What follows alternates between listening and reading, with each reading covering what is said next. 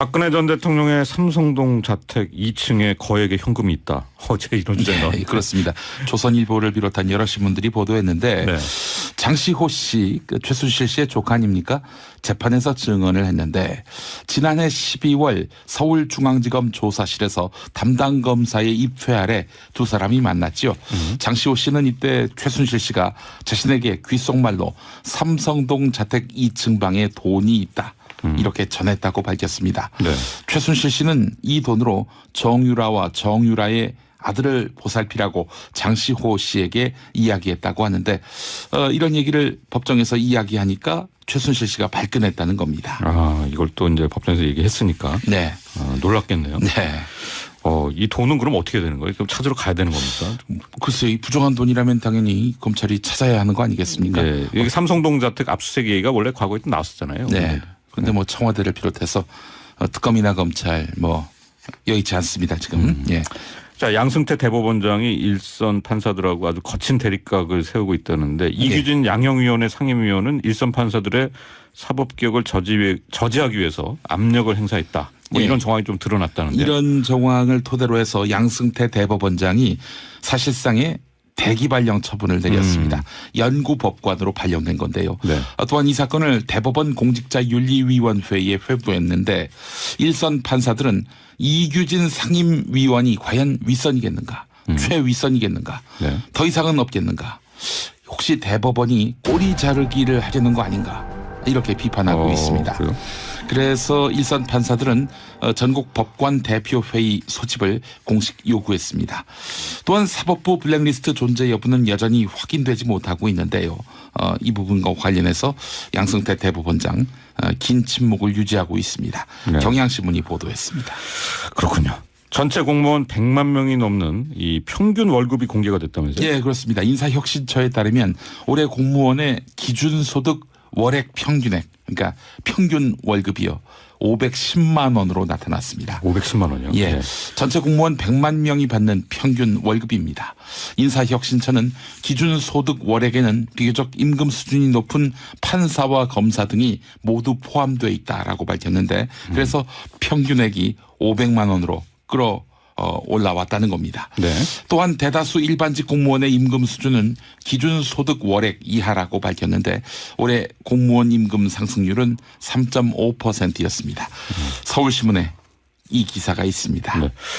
양기대 광명시장인가요? 7년 전에 한 어머니가 광명시 홈페이지에 올렸던 사연을 소개했다는데 어떤 내용이길래 이렇게 화제가 되는 겁니까? 예, 사연을 올린 어머니는 새 딸의 생리대 비용 마련을 고민하다가 결국 시에 도움을 요청했다는 겁니다. 네. 남편과 별거 중인 어머니는 한 달 136만 원의 급여로 홀로 집안을 꾸리고 있었는데 양기대 시장은 7년이 지난 지금도 생리대 비용 고민이 사회적 이슈로 반복되고 있다 이렇게 일갈했습니다. 광명시는 올해 만 11살에서 18살 여성 청소년 700명에게 생리대를 지급합니다. 네. 헤럴드 경제에 관련 기사가 있습니다. 종교 활동도 경제에 영향을 받는가 봐요. 예. 종교 활동에도 양극화 현상이 나타난다. 이런 기사가 나왔는데요. 소득 수준이 상대적으로 높은 강남 3구에서는 10명 가운데 대여섯 명이 종교를 가진 것으로 조사됐습니다. 반면에 은평구, 영등포구, 도봉구, 관악구 같이 강남 3구보다는 소득 수준이 떨어지는 이곳은 10명 가운데 3명만 종교를 가진 것으로 나타났다고 합니다. 네. 빈곤층, 일하느라고 돈 버느라고 종교 활동하기가 점점 더 어려워지고 있다. 그래서 종교는 부자들의 전유물이 돼가고 있다는 것이 서울시 산하 연구기관인 서울연구원의 설명입니다. 중앙일보의 기사가 있습니다. 그렇군요. 앞서 김용민 평론가 말씀해 주신 이제 중앙일보 여론조사요. 지난 23일에서 24일 유선 30%, 무선 70% 병행 방식으로 실시가 됐고요. 예. 응답률은 32.4%, 표본 오차는 95% 신뢰 수준의 플러스 마이너스 2.2%포인트였습니다. 자세한 내용 중앙선거 여론조사 심의위원회 홈페이지에서 참조하실 수 있습니다. 김용민 파일. 박지원 상황론. 우리 호남을 대표하는 박지원이 안철수를 밀어주어야 대통령에 당선되기 때문에 이 박지원이 당대표가 되어야 합니다. 여러분. 국민의당 대표 경선 당시 안철수 후보는 자신이 뒷받침해줘야 한다고 강조.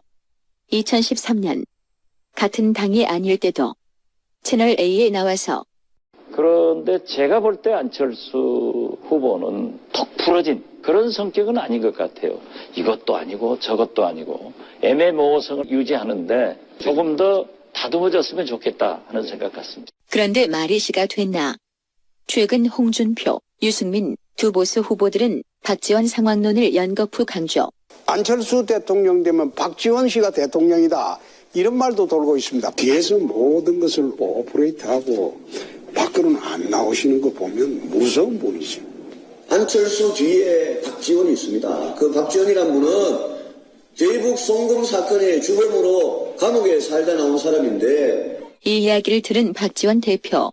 그런데 저한테 상황, 대원군, 대통령 이렇게 붙이는 걸 보면은 그 모든 사람들이 각 당 그 훌륭한 분들이 박지원 저 하나를 못 당하나 봐요.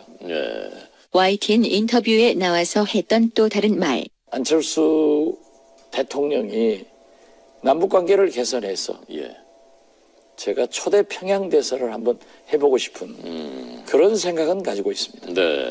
3차 TV 토론. 안 후보님께서 박지원 대표하고 초대 평양 대사 또 이 장관에 대해서 이렇게 합의를 하셨습니까? 유승민 후보에게 폭발하는 안철수 후보.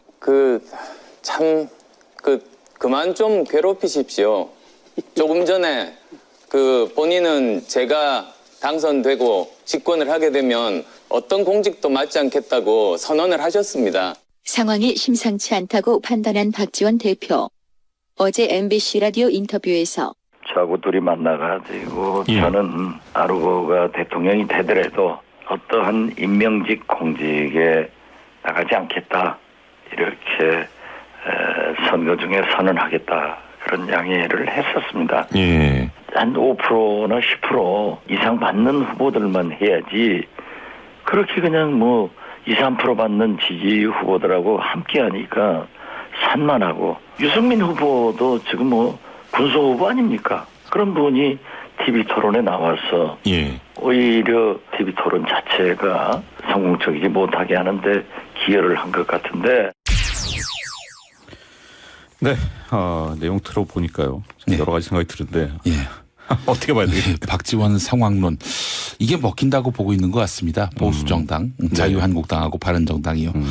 어떻게든 2위 자리에서 주저앉혀서 새로운 가능성을 모색하려는 두 보수 야당 계속해서 박지원 대표를 거론하면서 이 안철수 2위 구도를 흔들려고 하고 있는 것 같습니다만. 상황을 보면은 박지원 대표가 영남 쪽에서 인기가 없으신 건 맞는 것 같아요. 인기가 없는 것만은 분명히 보입니다. 뚜렷하네요. 예.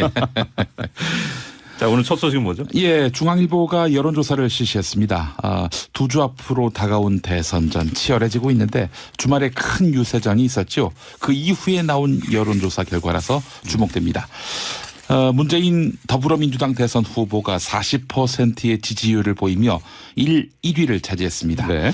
국민의당 안철수 후보는 30%의 지지율로 2위를 차지해서 문재인 후보와 10%포인트 격차가 벌어졌습니다. 네.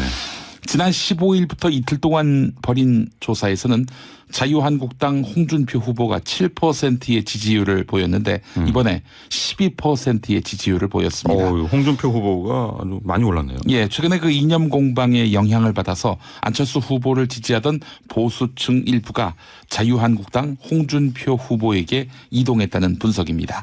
안철수 후보의 하락세는 대구와 경북 그리고 60대 이상에서 컸습니다. 네.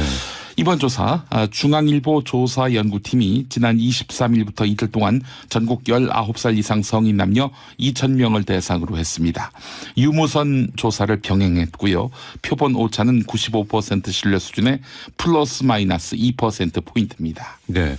일단 이제 문재인 후보와 안철수 후보의 차이가 이제 오차 범위를 좀 벗어났다는 좀 주목이 되고. 예. 이 조사는 이제 홍준표 후보가 그 악재를 만나기 전에 했던 조사 같은데요. 그렇지 아닙니다. 않습니까? 23일 23일과 24일이면 바로 토요일, 일요일 아니겠습니까? 그런데도 23일과 24일이면은 네. 예, 그 일요일과 월요일이 되겠습니다. 그런데도 올랐다. 예. 그러면 또 그 악재는 별로 영향을 안 줬다 이렇게 볼 수도 있겠네요. 예.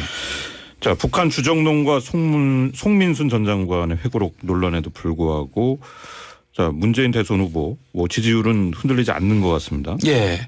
이거는 색깔론의 위기감을 느낀 문재인 후보 지지층이 결집한 탓으로 봐야 그런 할 것 분석이 같습니다. 나오는군요. 예.